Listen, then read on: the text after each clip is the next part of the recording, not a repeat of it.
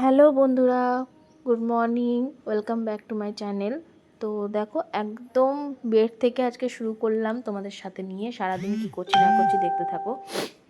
তো এই যে ঘুমটাকে একটু ছাড়িয়ে নিয়ে তারপর চলে এসেছিলাম জানলা খুলতে।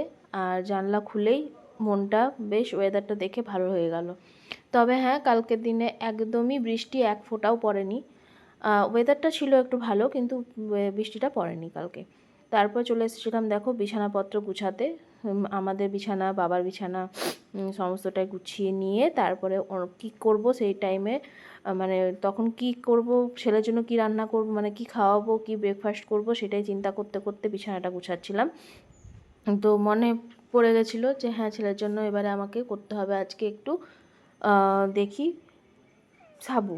তো ছেলের বোতলকে নিয়ে আগে বেরিয়ে গেলাম, কারণ ছেলের বোতল দুটো করে থাকে, তোমরা জানোই। ওটাকে আমাকে ওয়াশ করতে হয়, আর আমি ওটাকে করব। তো ওটা আমি আগে রেখে নিলাম। আর এদিকে ছেলে দেখো সকাল, মানে সারাদিন এই সোফার মধ্যেই, দুটো সোফার মধ্যে সব কিছু মেলে ওই কুকার কড়াই এইসব নিয়ে খেলা করবে।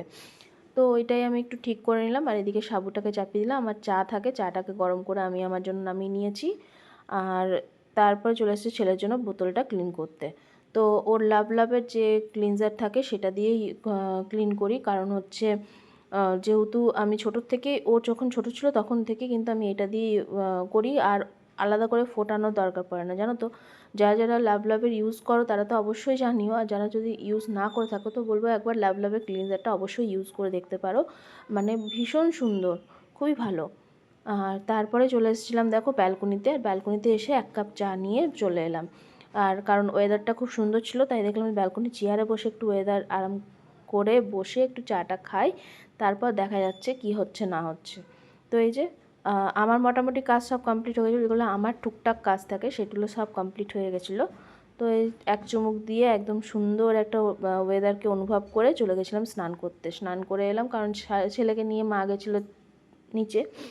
তো আমি এই মুহূর্তটা কাজে লাগিয়ে দিলাম, স্নান করে নিলাম, কারণ ওকে নিয়ে আবার আমাকে বসতে হবে। মা আসবে তখন আমি আবার ওকে নিয়ে বসে থাকবো, তাতে দোকান যায় যেখানে যাই টাইম কাটাতে হবে ওকে নিয়ে। তো তারপরে ওর দুটো প্যান্ট ছিল, দুটো প্যান্ট আমি কেচে নিয়েছিলাম। আর আমার জামা প্যান্ট যা থাকে স্নানের সময় কেচে আমরা কিন্তু ব্যালকনিতেই মেলে দিই, কারণ ব্যালকনিতে অলরেডি অনেকটাই রোদ আসে, তার জন্য ছাদে যাওয়া দরকার পড়ে না। আর তারপরে চলে এসেছিলাম আমি স্নান টান করে দেখো নিজের রূপচর্চা করতে।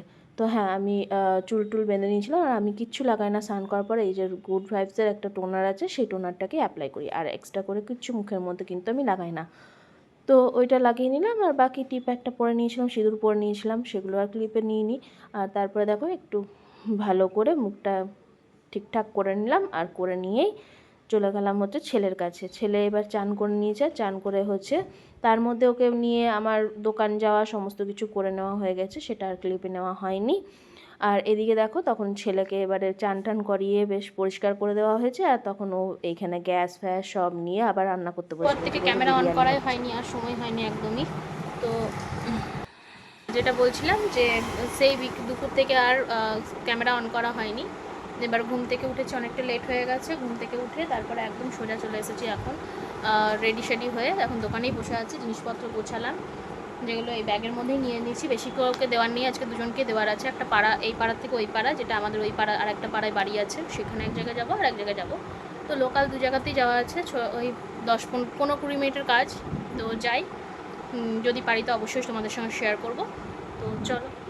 হ্যাঁ, তারপর দেখো বেরিয়ে পড়েছিলাম হচ্ছে জিনিস দিতে। একজনকে দেওয়া হয়ে গেছিলো, 2-3 জন অর্ডার করেছিল। তো তারা বলেছিল যে কালকে ওদের একটু চাপ আছে, তার জন্য দুজনকেই দিতে পেরেছে, আর দুজনকে দেওয়া কালকে হয়নি। অন্য দিন দেবো আবার আলাদা যেদিন বেরোবো। তো এদিকে বেশি কোথাও যাইনি, লোকালে ছিল। আমার বান্ধবীকে দিলাম একটা, এই যে যাচ্ছি। আর একজনকে দেওয়া হয়ে গেছিলো। তারপর ছেলে একটু বায়না করেছিল পেস্ট্রি, মানে কেক খাবো কেক খাবো করছিল। তো আমি দেখলাম যে কেক খাবে, নর্মাল কেক তো খাই, আর তাহলে পেস্ট্রিটাই এনে দিই, পেস্ট্রি যদি একটু একটু খাই, তার জন্য পেস্ট্রি ছেলের জন্য কিনে নিলাম। তো আজকের ভিডিওটা এতটা ভালো লাগলো, অবশ্যই পাশে থেকো।